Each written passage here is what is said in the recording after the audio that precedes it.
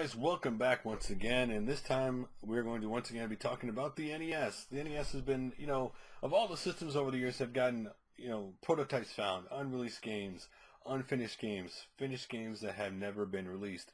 The NES has by far had the most, for obviously several reasons. The attention due to the, obviously, game values going up and so many people collecting for it. There's been a lot of attention drawn. Obviously, anniversaries coming to Nintendo, 30th anniversary, Super Mario Brothers, stuff like that.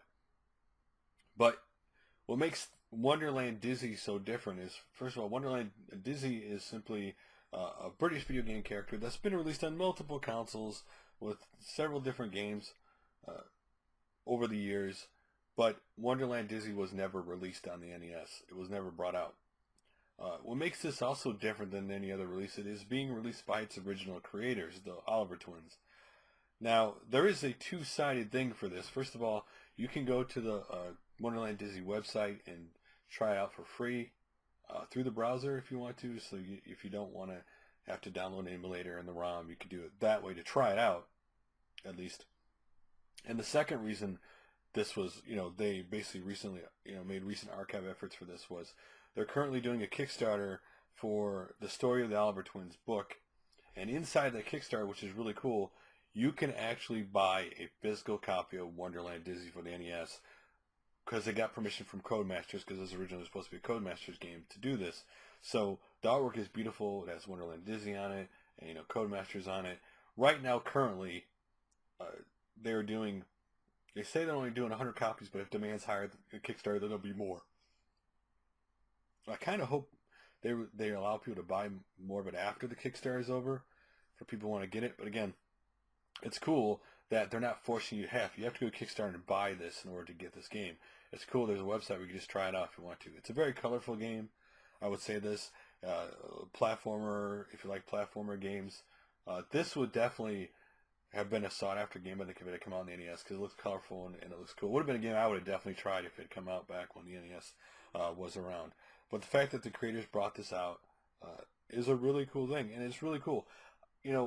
I really always hope that more games, whether it be NES, Super Nintendo, N64, whatever system, Sega Genesis, Dreamcast, whatever, I always hope that the unreleased games, finished games don't released, would always just get released so we get a chance to try them, to see, hey, what would it have been like if this, so you can sit there and go, man, what would it have been like if this game had come out back then? Can you imagine, would I have played this game? Like, Wonderland Dizzy looks like a game I would have played. I played a lot of, platformer games, Adventures of Lolo, obviously Mario Brothers, a lot of great platformers on the NES, and this definitely looks like one of them.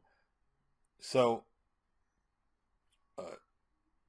what's interesting about this particular adventure, it's set in a fictional Alice in Wonderland world with appearances from Cheshire Cat and the Hatter. So this is also set in a world you kind of know if you've ever read the book, seen the many different, movies, cartoons, anywhere this Alice in Wonderland shown up.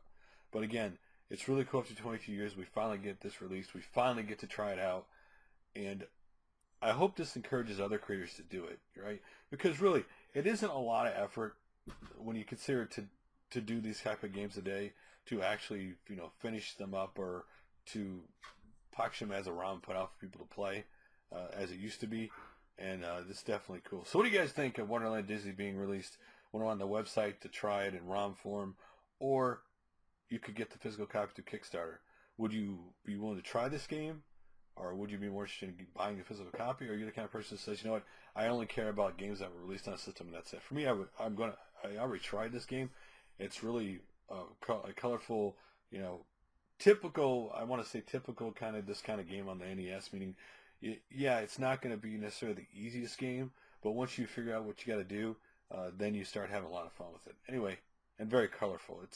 I got to say, because it is a lot of color. For an NES game, it has a lot of different colors in it.